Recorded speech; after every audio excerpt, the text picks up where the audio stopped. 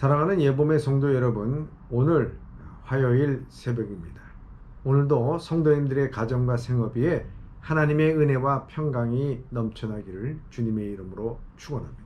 더불어 코로나19로부터 여러분들의 가정과 생업이 안전하기를 주님께서 함께하기를 간절히 바라는 마음입니다. 오늘 우리에게 주시는 말씀은 잠언 18장 1절의 말씀입니다. 제가 봉독하겠습니다. 무리에게서 스스로 갈라지는 자는 자기의 소욕을 따르는 자라 온갖 참 지혜를 배척하느니라. 다시 한번 제가 봉독하도록 하겠습니다. 무리에게서 스스로 갈라지는 자는 자기의 소욕을 따르는 자라 온갖 참 지혜를 배척하느니라. 저는 오늘 본문의 말씀을 통해서 함께 서 가십시오.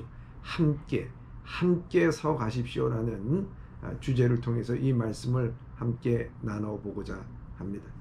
예수 그리스도를 믿는다는 것은 믿음의 공동체와 함께함을 의미하는 것입니다.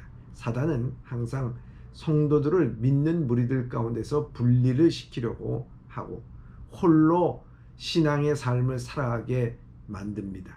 그래서 그 믿음을 무력하게 만들고 시험 들게 만들고 외롭게 만들고 혼자의 힘으로 감당하지 못하게 만드는 것이 바로 이 사단의 전략입니다.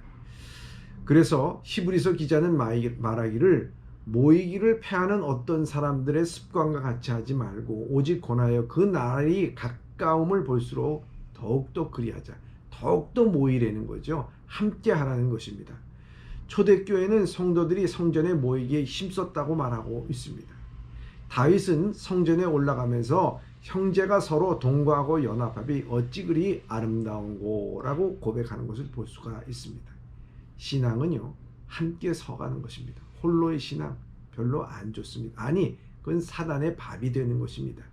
그런데 오늘 본문의 말씀에 보면 지혜자는 무리에게서 스스로 갈라지는 자는 자기의 소욕을 따르는 자라 온갖 참 지혜를 배척하느니라 이렇게 말씀하고 있습니다. 왜 무리에서 갈라집니까? 그것은 바로 자기의 소욕 때문에 그렇다는 거죠. 자기밖에 생각하지 않고 자기 욕심만 채우려 하기 때문입니다. 다른 사람과 교제하기를 거부한다는 것입니다. 그러니까 이런 사람들은 다른 사람들을 만나고 교제할 때 가장 중요한 기준이 자기에게 얼마나 이익이 되는가, 자기에게 얼마나 유익이 되고 도움이 되는가 하는 것이 사람을 만나는 기준이라고 하는 것입니다. 그래서 잘 모르는 사람에게도 자기에게 이익이 되고 도움이 된다고 하면 어떻게 해서든지 가까이 하려고 하지만 반대로 잘 아는 사람이라도 자기에게 별로 이익이 되지 않고 도움이 되지 않는다면 가까이 하지 않으려고 한다는 것입니다.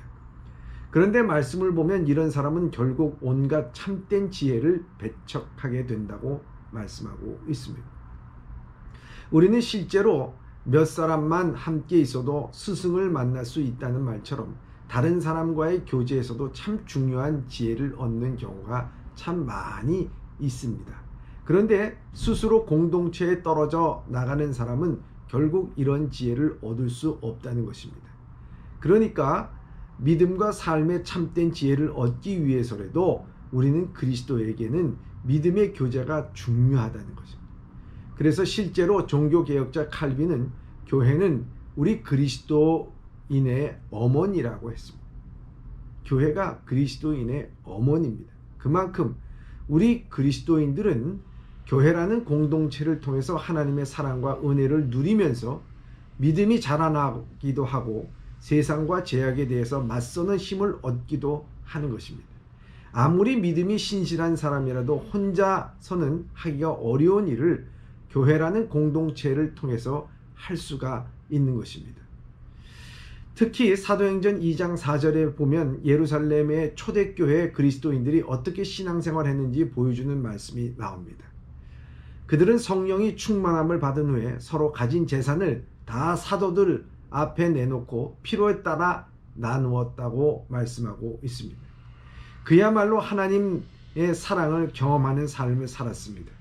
교회를 통해서 믿음의 교제를 나눌 때 중요한 원칙이 있습니다. 무엇보다도 먼저 주인이 하나님이라는 것을 항상 잊지 말아야 됩니다. 마태복음 16장 18절에 보면 예수님께서도 베드로의 신앙 고백을 들으시고 내가 이 반석 위에 내 교회를 세우리니라고 말씀하셨습니다. 교회는 기본적으로 하나님께서 세우신 하나님의 교회로서 사람이 아니라 하나님께서 주인이라고 하는 것입니다. 교회의 주인이 하나님이시라면 모든 그리스도인들은 하나님께서 교회를 세우신 목적을 제대로 알고 하나님의 뜻을 따르기에 힘써야 한다는 것입니다. 이것이 바로 우리가 함께 서가는 데 있어서 중요한 하나의 기준이라 이렇게 볼 수가 있습니다. 또 하나의 기준은 우리가 교회를 통해서 믿음의 교제를 나눌 때 교회의 목적은 하나님의 영광이라는 것도 잊지 말아야 된다는 것입니다.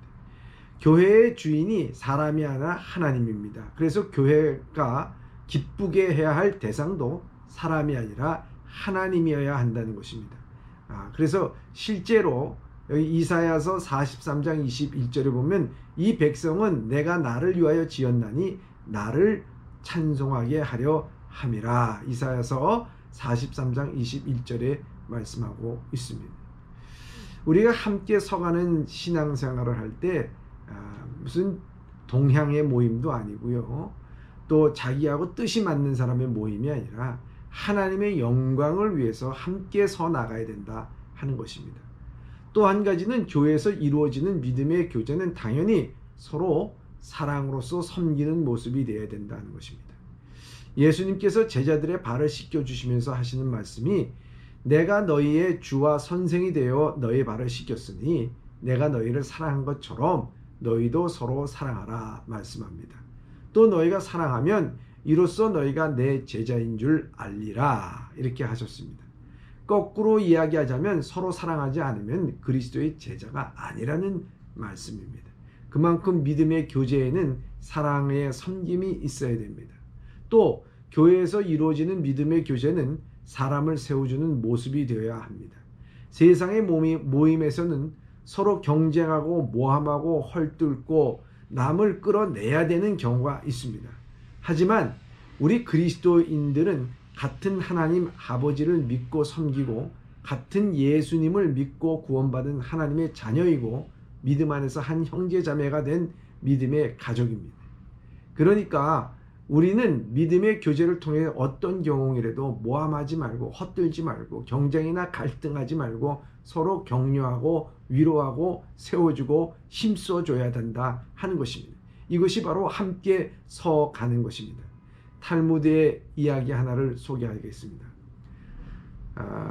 어떤 사람이 랍비에게 태어날 때부터 머리가 둘인 아이는 한 사람인가 두 사람인가 하고 물어보았습니다.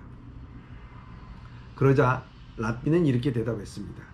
한쪽 아이의 머리에 뜨거운 물을 부었을 때 혼자만 뜨겁다고 하면 두 사람이고 둘 다 뜨겁다고 하면은 한 사람입니다.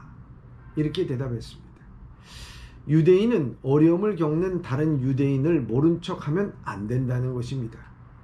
마찬가지로 우리 그리스도인들인 함께 서가기 위해서는 우리가 고통을 당하고 어려움을 당하는 이들을 보고 함께 아파하고 또 기뻐하는 자들을 보면서 함께 기뻐하고 희노애락을 함께 믿음으로 서갈 때 우리 앞에 대적할 자가 없을 것입니다. 사랑하는 성도 여러분, 오늘도 신앙은 함께 서가는 것입니다. 너와 내가 그리스도 안에서 함께 서가는 것입니다. 여러분 홀로 서가지 마십시오. 자기의 소욕으로 따르지 마십시오. 내 불이익과 유익을 위해서 판단하지 마십시오. 함께 신앙생활함으로 말미암아 여러분들도 살고 또 이웃도 살고 형제도 살고 공동체도 살릴 수 있는 신앙의 삶을 살아가기를 주님의 이름으로 축원합니다. 기도하겠습니다. 사랑의 하나님 아버지, 우리를 그리스도 안에서 한 공동체로 삼아주심을 감사를 드립니다. 우리는 그리스도를 머리로 한 지체임을 알게 하여 주시고 우리가 서로 아플 때, 기쁠 때, 또 슬플 때, 즐거울 때를 함께 하면서 함께 서가는 우리의 신앙생활이 되게 하여 주시옵소서. 예수님의 이름으로 기도드리옵나이다. 아멘.